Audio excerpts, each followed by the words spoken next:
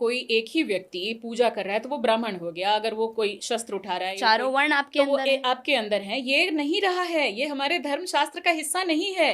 बिल्कुल गलत बात श्वेता जी, ऐसे लोगों को मिस इन्फॉर्म नहीं करते। अब उस लड़की ने कुछ नहीं पढ़ा इसका मतलब ये थोड़ी है आप इसकी आड़ में लोगों को कुछ भी परोस देंगी। चलिए मैं आपको प्रमाण के साथ बताती हूँ कि सनातन में वर्ण व्यवस्था कर्म के आधार पर है, जन्म के आधार पर नहीं, और ये सभी प्रमाण मनुस्मृति से होंगे। शूद्रो ब्राह्मण तामेति ब्राह्मणश्चैति शूद्रताम क्षत्रियाज्या तमेवं तु विद्यादवश्य तथैव च।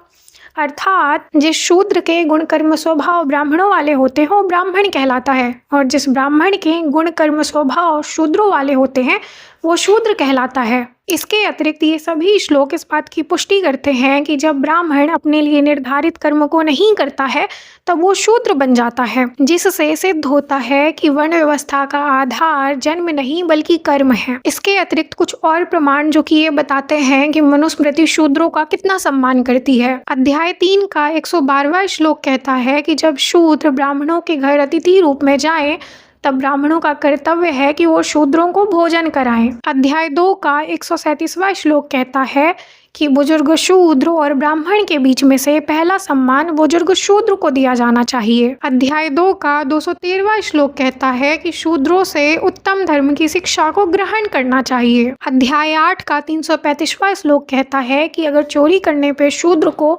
8 रुपए का दंड हो तो उसी चोरी पे ब्राह्मण को 128 गुना अधिक दंड होना चाहिए। तो जया जी, जो आप दूसरों को उपदेश दे रही हैं मनुस्मृति पढ़ने का, तो एक बार स्वयं भी पढ़ लीजिए।